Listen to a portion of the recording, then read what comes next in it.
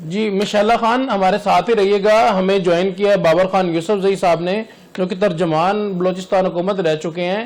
کیا کہیں گے بابر خان صاحب مشعلہ خان کے موقف پہ, ان کے پوائنٹ آف ویو پہ؟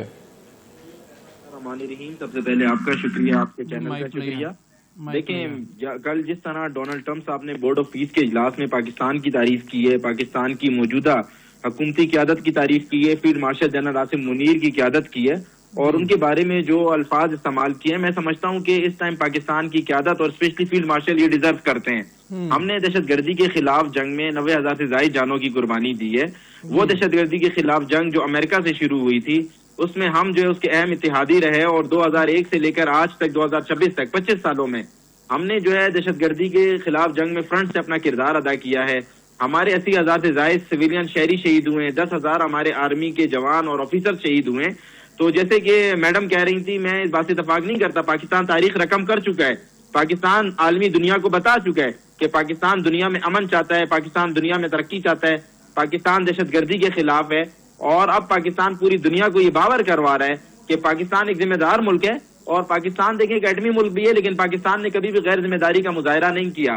ڈونلڈ ٹرمپ صاحب نے جس طریقے سے پھر گزشتہ سال مئی کا ذکر کیا, یہ بھی ہمارے لیے باعث فخر ہے اور قابل فخر بات ہے کہ وہ آج تک بھارت کی ٹرولنگ کر رہے ہیں اور بھارت کو بتا رہے ہیں کہ آپ یہ جنگ ہار چکے تھے.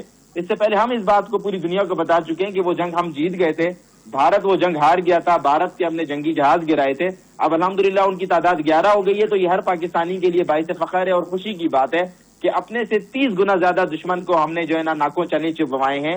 اس کی دفاعی قوت کا جو بہت بڑا جو ہے نا وہ کرتا تھا, ایک دعویٰ کرتا تھا, اس دعوے کو ہم نے مٹی میں ملایا ہے. الحمدللہ ہمیں فتح ہوئی ہے. میں یہ سمجھتا ہوں یہ ہماری جو ہے نا جو سیاسی قیادت ہے اس کی بہت بہترین اس نے ایڈوکیسی کی ہے, پوری دنیا کے سامنے اس نے بہترین اپنا موقف پیش کیا ہے اور الحمدللہ ہمیں اس میں کامیابی ہوئی ہے. اس سے پہلے بھارت جو ہے امریکہ میں, یورپ میں اور جو ہے نا دنیا کے دوسرے جو ممالک ہیں وہاں پر لابنگ فرمز ہائر کرتا تھا اور اپنے ملک کے لیے جو ہے نا وہ وہاں پر ڈپلومیسی کرتا تھا.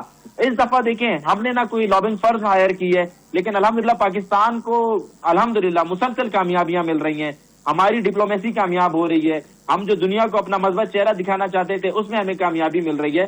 تو میں یہ سمجھتا ہوں یہ ایک بہت بڑی کامیابی ہے اور اس کا credit field marshal general Asim Munir کو جاتا ہے. جب سے وہ پاکستان کے چیف آف ڈیفنس فورسز بنے ہیں, چیف آف آرمی اسٹاف بنے ہیں, فیلڈ مارشل کا اعزاز الحمدللہ ان کے نام ہوا ہے.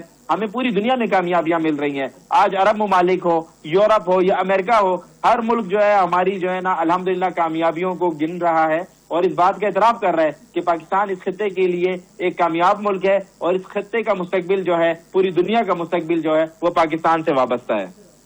بالکل صحیح, بالکل صحیح. مشعلہ خان آپ کیا کہیں گی, امریکی صدر ٹرمپ کے بیانات فوجی جارحیت کا حقیقی خطرہ ہیں, ایران کا اقوام متحدہ کے سربراہ کو خط لکھا کشیدگی یا جنگ نہیں چاہتے, ہم جنگ کا آغاز نہیں کریں گے, اگر حملہ ہوا تو بھرپور اور مناسب جواب دیا جائے گا, دشمن کے اڈوں, سہولیات اور اثاثوں کو نشانہ بنایا جائے گا, جبکہ روس کی امریکہ اور ایران سے تحمل اور احتیاط کی اپیل ہے. کیا کہیں گے مشعلہ خان اس پہ؟ سر یہ بیانات بظاہر تو ایک دفاعی اور سفارتی زبان لگتی ہے, مگر خطے کی حقیقت اس سے کہیں زیادہ پیچیدہ ہے. پہلا سوال یہ کہ کیا یہ محض لفظی جنگ ہے یا پھر عملی تصادم کی کوئی تیاری ہے؟ ایران کا مناسب جواب دراصل آپ نہیں کر سکتے کہ ڈیفنس کی زبان ہے, یعنی پیش کی خبردار کرنا کہ کسی بھی حملے کی قیمت چکانا پڑے گی. دوسری طرف واشنگٹن کی جو پالیسی ہے نا وہ اکثر دباؤ والی ہے, پابندیاں اور عسکری اشارے آپ کو سامنے نظر آئیں گے. اس ماحول میں غلط فہمی یا پھر محدود جو جھڑپ ہوتی ہے وہ بھی تیزی سے ایک وسیع تنازع بن سکتی ہے, کیونکہ آپ کو پتہ ہے نا کہ یہاں پہ حالات جو ہے وہ خراب ہوتے دیر نہیں لگتے. دوسرا پہلو اگر میں دیکھوں, اگر ایران نے دشمن کے اڈوں کو نشانہ بنانے کی بات کی ہے تو اس کا مطلب صرف براہ راست امریکی اہداف نہیں ہے, بلکہ خطے میں موجود ہو ایک اتحادی تنصیبات بھی ہو سکتی ہیں. خلیج, عراق, شام سب ممکنہ اسٹریٹجک تھریٹ بن سکتے ہیں. یہ وہ مقام ہے جہاں علاقائی جنگ کا خطرہ ایک حقیقی شکل اختیار کر سکتا ہے. بڑا خوفناک ہوگا یہ.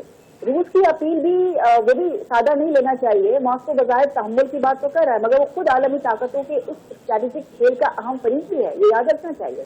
اس کا مفاد یہ ہے کہ امریکہ کسی نئے محاذ میں الجھا رہے مگر مکمل جنگ بھی نہ چھڑ جائے, جو توانائی منڈیوں اور عالمی توازن کو غیر متوقع سطح پر لے جاتی ہے. اب پاکستان کی بات کریں, پاکستان کے انداز سے اگر ہم دیکھیں تو اگر امریکہ اور ایران میں کشیدگی بڑھتی تو سب سے پہلے اثر خلیجی خطے پر پڑے گا جہاں لاکھوں پاکستانی مقیم ہیں. तेल की कीमतें बढ़ेंगी, ज़र मुबादला में दबाव आएगा, सिफारती तवाज़ुन मजीद मुश्किल हो जाएगा। और क्या पाकिस्तान ने किसी मुमकिना बहरान की पेश की हिकमत अमली तैयार की है? क्या हम गैर जानिबदार अपनी जानिबदारी को बरकरार रख सकेंगे? बिल्कुल नहीं रख सकेंगे। मजीद ये कि मशरिक़ी वस्ता में खेल का जो ताकत का जो खेल है ना, वो अक्सर महदूद कार्रवाई के नाम से शुरू होकर मुतवक्का जो आपकी जंग है ना, वहां तक चला जाता है। बयानात में एहतियात जरूर करनी चाहिए। अब ये सिर्फ इतनी सी बात है कि इस पर बयानबाजी जो है ना वो अच्छी नहीं, मगर बारूद भी बिछा हुआ है। अगर सिफारतकारी फाल ना हुई तो खित्ता एक नए तसादुम की तरफ जा सकता है। जी जी।